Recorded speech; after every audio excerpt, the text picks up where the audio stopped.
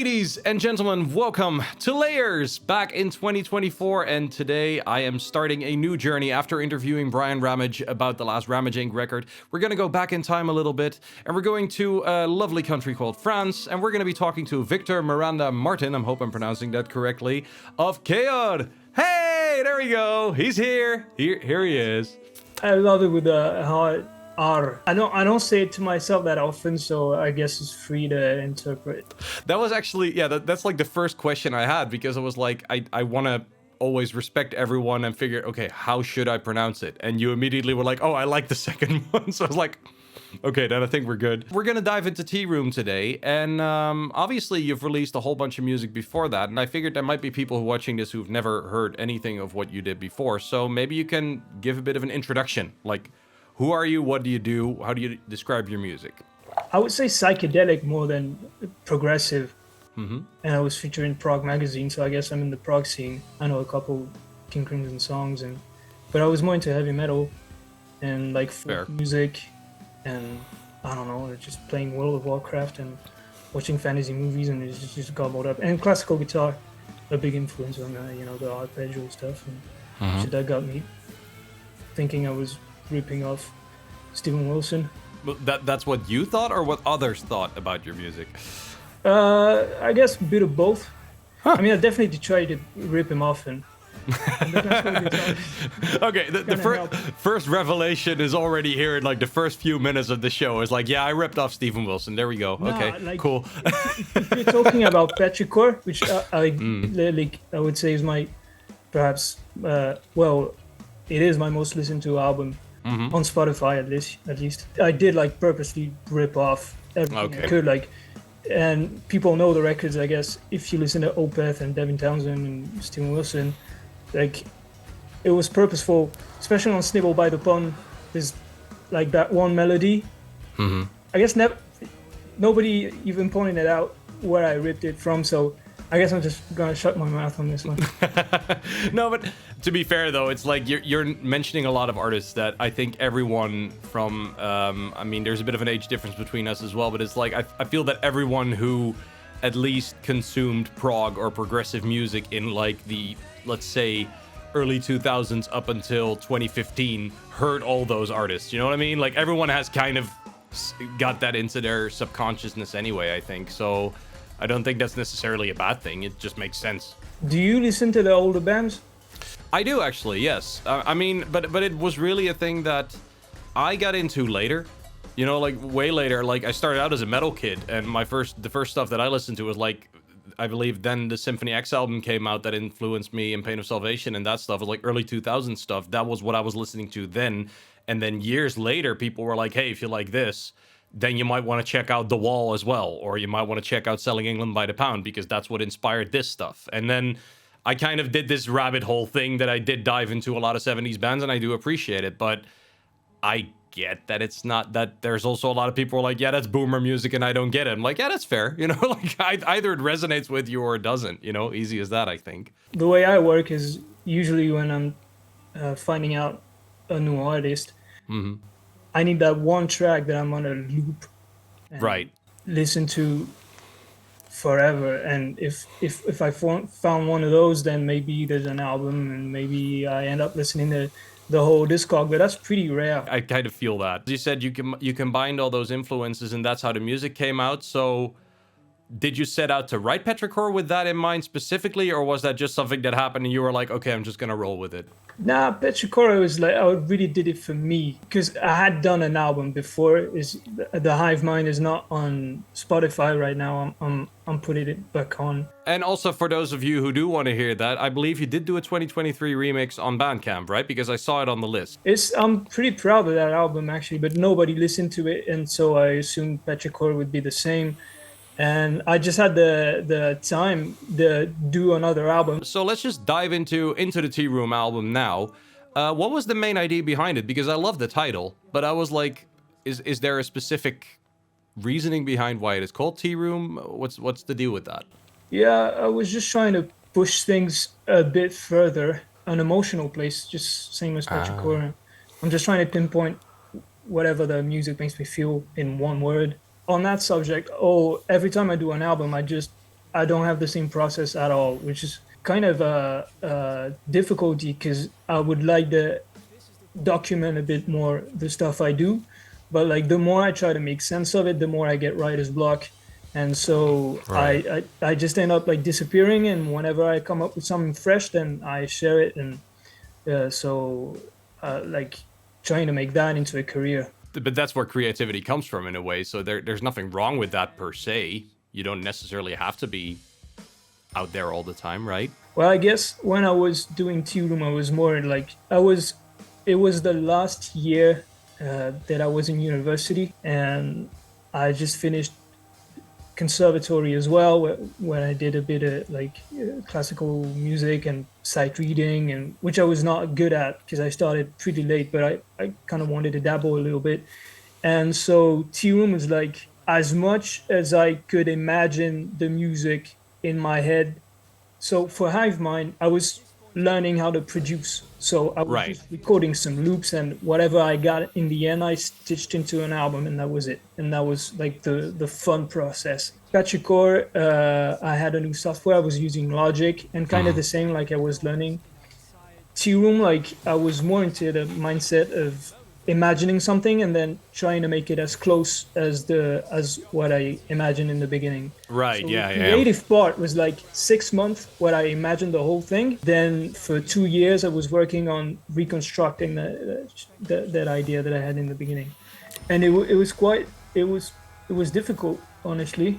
I didn't have as much fun doing it as I had the previous two. I feel that this is something that is not said enough. It's like people tend to think that making music and producing music is something that is always fun and there's never anything negative about it. And I'm like, well, dude, mixing the same song for the 100th time is not necessarily the most fun you can have. Like, it's fun when it's done, you know what I mean? I didn't give myself a lot of leeway. I was like, it has to be like this, you know? Right. And I was afraid it wouldn't work out. And by the end, I was just proud that I finished it. It's interesting to hear that, because I'm just gonna throw this out there now. I think it is a very accomplished and really strong record. Like, I really like it. And that's one of the things here with the show with Layers is like, I said that in the beginning, but for those who see this episode as the first one, the idea is that I'm not just doing stuff that's released with Layered Reality. I want to give people a bit of a platform to talk about what they made. And I remember hearing Tearoom and thinking, dude, that sounds so good. Like, in terms of the production, the sounds, the way the songs are written, is like, it just made sense to me. But I can also imagine that if you're going to, yeah, if you're telling yourself, this is the way I have to do it, and it has to be exactly like this, yeah, I can imagine that it can also kind of feel like you're being choked by your own idea in a weird way. Now, normally this would be the moment I would go into every track, and we're gonna do like little segments between the tracks, but the opening track is, yeah. Like, what? You know, the first time I heard that, I was like, well, that certainly is a way to open an album, but why? What I was trying to get away from, just the rumination. So I had a bunch of friends record their negative patterns, like the stuff that they would think of in their darkest, most grueling moments. I was I was pretty shocked to receive some of those files, because I was like, well, really, you have those kind of thoughts? Like, I can imagine, yeah.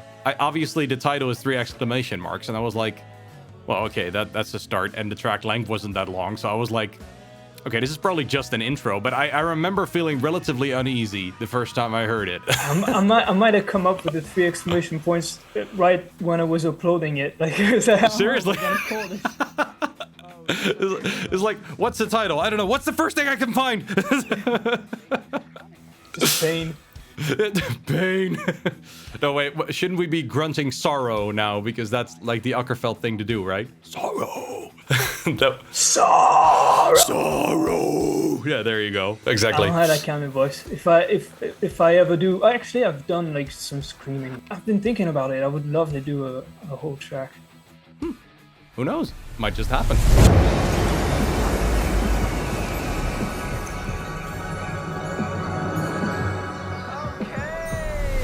Here we are, the first track on the album, or the first proper track on the album, Blossom.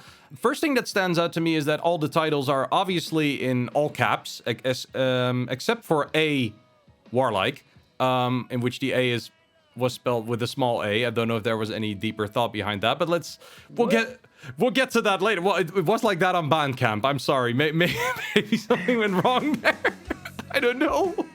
Like, I consider you to be a guy who thinks about these artsy decisions. So I was like, hey, maybe there's a thought there. I don't know. This is so unprofessional.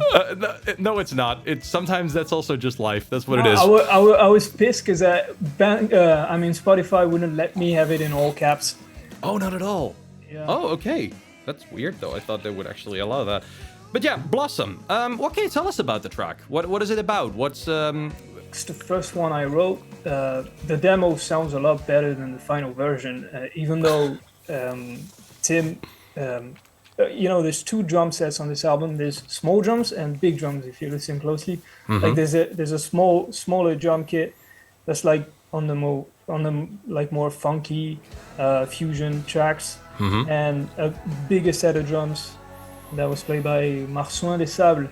Oh, really? Cool. Yeah, he did a banger job, and we're super happy with the tracking, and it makes the album lively. Even then, like, we both prefer the demo to the final version. It was just the first track I wrote for this album. It has like a guitar arpeggio that's more like what I'd done before with Keor, and I wanted to do like a verse chorus type of song because I'd never done it before. It's funny that you mentioned the verse chorus verse thing, because I also felt like, okay, you don't necessarily write pop music, obviously, but the way it's structured, I kind of felt like, oh yeah, this is like the between brackets catchy song. Funny enough, that's how I thought about it. Now listening back, I think it's kind of slow. Fair. Like, honestly, it's 5 minutes and a half, and I'm getting used to like 2-minute songs now. Is that the thing that you're aiming for more, or is that something that's just happening to you at this point? I'm not aiming for anything, but I'm listening to hella like Drake and whatever. Fair, yeah. So it's like that's just a whole different ball game all of a sudden. I get that. Was there like a lyrical concept or something you tried to aim for with Blossom? So the album is like a stream of consciousness. It was called, and the idea is like, I don't do drugs, but if there was a magic pill that you could just get out of your darkness for a second, like how would that feel like? So the intro is like most of the stuff that's going on in my mind on a daily basis, especially at that time, right before COVID, etc. And then the beginning of Blossom is like just like dive in a waterfall. There's like a sound effect. Oh man, there's like 120 layers of sound effects and synth, and it's supposed to represent like just blowing your mind and like you traveling to another dimension. But that's what it sounded like. But I also felt that it was very euphoric in a way. Like, yes, like euphoria, but at the same time it was also dark. It's hard to explain, but it's like it is euphoria, but it's like euphoria with a bit of a threatening undertone or something. That's kind of what it felt like. To me, it's more like melancholia. Fair, yeah. Or nostalgia, rather. Climb up the big tree. So that's like consciousness, right? Yeah. Open your eyes and oh, baby, look what we've done to ourselves, on and on. It's like forgive yourself. Basically, that's the message.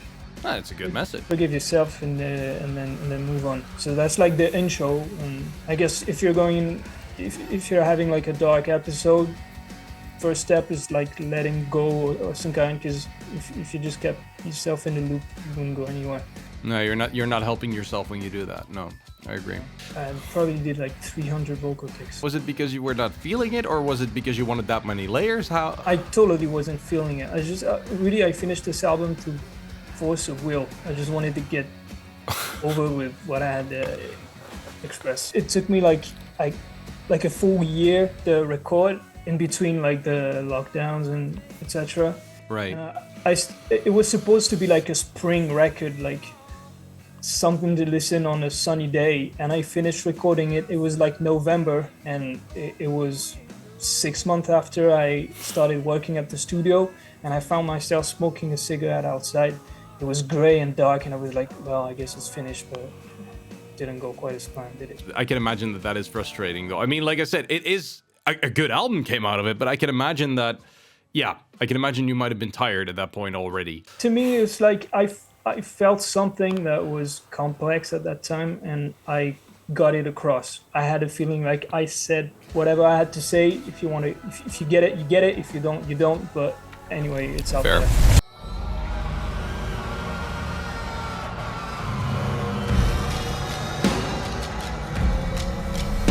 What is this about? What is this track about? Man, just grinding. When you find your happiness, you gotta fight for it. Mm-hmm. When you find what makes you happy, you gotta stick to your guns. I think it might be the best track on the album as far as production and just the it's really well finished. Like that's the one you would refer to yourself if you had to pick one track from the record that you feel the most. That's the one that I feel like is perfect. Like I don't have a problem with it. Well, that's actually really good then. I mean, I quite like the track, obviously, but it's like, is it just the grind of the grind of work, like building yourself or building your world, or what kind of grind are we talking in that regard? Being a person. The grind of being a person. Being a person, mate. Are there like specific things that came out when you wrote the lyrics for it, or was there like a specific mindset you had when you started writing that? As with, it was more like an image. You know those Polynesians war dances? Mm-hmm. Yeah. You know, I don't know if is it the Maui people? Yeah. In New Zealand. No, that's Maori. Yeah, no, Maori. Yeah, Maui is actually that's Hawaii, but I get the confusion. But that's Maori, yes, in New Zealand. Yeah. Yeah, Polynesian intimidating dances. Mm-hmm. I did search for a Polynesian sample library like for percussions. I ended up using Japanese taiko drums because they sounded fat as hell. Those are always great, though. I mean, you're talking to a guy who's Japan obsessed, so I'm obviously not complaining when those are involved somewhere. There you go. It's got like a orgasmic feel because you have the build-up in the first half that's super dark, like Hans Zimmer, huge percussion, screaming vocals, and then I got like 16 kick drums layered in binaural, and it's just 16 kick drums. Some like this. Yeah, I've got mono and stereo, and then several binaural spinning and other effects. It's pretty dense. Holy crap, that's a lot of kick drums. Explodes, and you have the sound of a guy entering a tent, and then you get into this Indian raga sort of trance that goes into techno, and it's like the first half is like catharsis but in a toxic way, and the second is more like making love. Yeah, I can hear that. Like not in a equivalent, like the first half is really ugly and the second is beautiful, and then you have the dream part with the echoes. You have an echo of the first song, an echo of the last song of the album, and an echo of Petrichor. And then it goes into the next one. God fucking damn it. Sure. Then we head into the next track, which is here we go. That's Took a Nap, which is lovely. I mean, I like naps. They're great. It's just an objectively great thing to do. What do you want to tell us about that song? I've wrote it on sheet music. Oh, cool. Yeah. And I'm not bragging or anything because I'm really like not good at it. But I was at school and I was listening to a particularly boring class, I think about optics. It was an optics class, and I just wrote that song. I just kept going to the bathroom because I had ideas for like whatever the hobo would do, or and then I would sing it into my phone in case I forgot it. I ended up writing it, dude, and then it came together. I am so fucking happy you're saying this. I think the most used app on my phone, like besides the communication stuff, is my voice recorder for this very reason. You know, it's like la la la la. This should be, you know, but okay, there we go. You know, like just so that you know that you have it. There's a meme going around David Lynch about losing your ideas. It's like, I don't remember the what he says exactly, but it's like, if you got a good idea and you remember and you forget it, you might as well commit suicide. I don't feel like that way too much nowadays. I try to, if I'm writing a song, I try to come up with something on the spot. Well, I think there's just different ways of approaching things. I think it's like sometimes a good idea does come up at a random moment, and then it's nice that you can actually record it, but I do also feel that creativity is not just limited to that idea.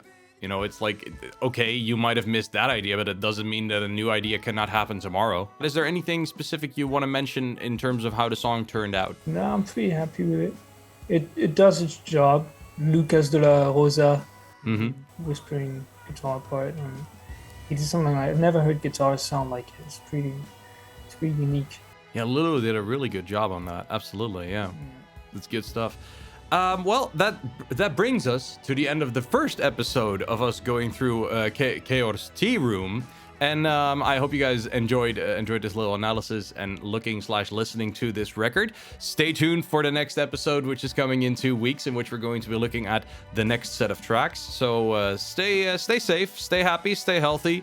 Don't do anything too crazy, and if you do it with full convincing and commitment. So there we go. See you guys later. Alrighty, bye.